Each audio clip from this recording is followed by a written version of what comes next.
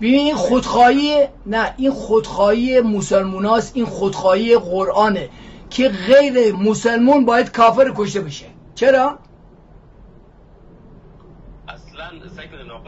نه چی سعی فایده نداره.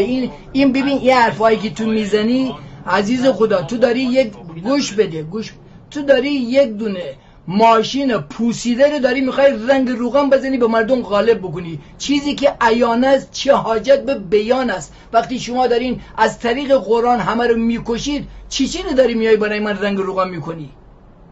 تو میگی کافران باید کشت. تو انسان، ببین یک انسان اگه میخواد انسان دیگر بکشه اول فکر میکنه که اونم انسانه. حالا فکرش فکر من نیست، خود نباشه. تو چه حقی داری مردم بکشی طبق آیه قرآن؟ چرا زور میگین مسلمان باید باشی؟ اسرائیل فعلا که بالای فلسطین، اسرائیل چیکار دارم؟ من دارم مسئله قرآن و اسلام دارم میگم. تو اسرائیل داری میچسبی. اسرائیل چیکار داریم؟ اون یه قوم یهود، به ما چی ربطی داره؟ هر چی باشه، هر فکری داشته باشه، اصلا به من چیه؟ من چرا با اسرائیل باید بجنگم؟ اسرائیل 5000 سال 4000 سال پیش اونجا بود. برو کتابا رو بخون، برو کتابای تاریخی رو بخون. پادشاهانی داشت اسرائیل. اسرائیل مگه همین پری روز اومد اونجا که؟ اجازه بده چی رو بگم؟ این وقت تلف کردن برادر. من دارم پول میدم اینجا وقت تلف بکنم؟ نه، نمیتونم وایسم. درست گوش کنین، حرف منو گوش کنین.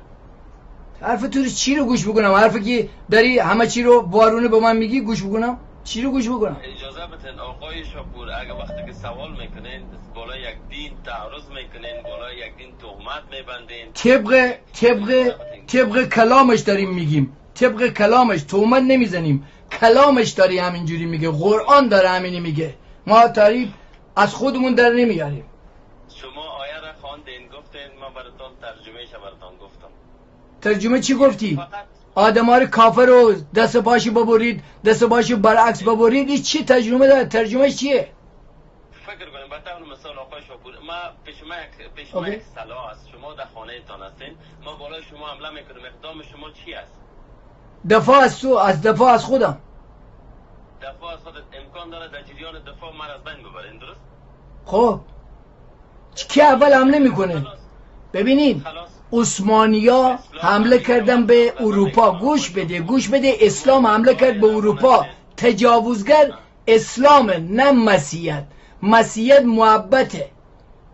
اسلامی که به شما دستور میده، به حق میده که تجاوز بکنید. کافر بشناسید، به زن بچه‌شو تجاوز بکنید.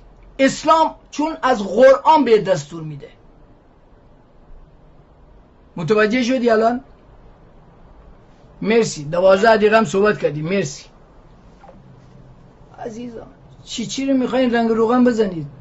اسلام خوبتون رو ما کجا میبینیم؟ مثلا اسلام چی خوبی داره؟ میگیم محبته. با کشتار محبت میاد؟ با کشتار محبت میاد؟ تمام آیاتش کشتاره، تجاوزه.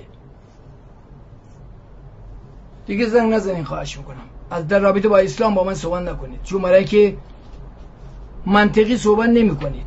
اسلام خوبتون رو بیارید. میگه که آیه که کافر مائده میگه 55 آیه 33 بکشید، میگه این تفسیر داره. من بیام به خانه شما حمله بکنم، شما دفاع نمی کنید. حمله رو شما دارین میکنید. همین الان دارید در تمام خاورمیانه، در تمام دنیا، تو آمریکا، تو اروپا دارین به مردم حمله میکنید.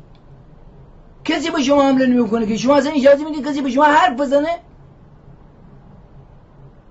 حرف زدن شما قتله.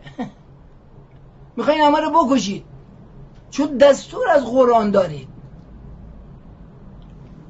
ملت ها به جزی که ببین هیچ راهی ندارن، اولین قدمشون اینه که از این اسلام بیان بیرون، که اینا رو دین خشونته، که به اینا خشونت وارد میکنه، به اینا یاد میده که مردم کافرن. چی کافرن؟ چون عقیده من نداره کافره؟ نمیشه که عزیز خدا. مردم عقیده من نداشته باشن کافرن. ملت من مقصرن. میدونی چرا؟ چون یک ببین متجاوزین خودشونو میپرستن. ملت من مقصره. ملتی که تمدن 2500 ساله داره، 1400 سال پیش اومدن به اینا حمله کردن، اینا رو از بین بردن، تمام داغون کردن، حالا همون متجاوزین میپرستن و به اوشون پرستش میکنن. ملت من مقصره. شما هیچ جای دنیا نمیبینید که قاتلین خودشون، تجاوزگران خودشون بپرستن و اسامی اونو بر فرزندانشون بیزارن.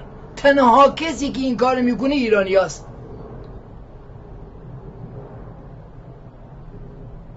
چون برای اینکه به کشورم حمله کرده دیگه، حالا کشور دیگه اگه مسلمانو به من ربطی نداره، به کشور من تجاوز شده، کشور من سوزوندن، داغون کردن.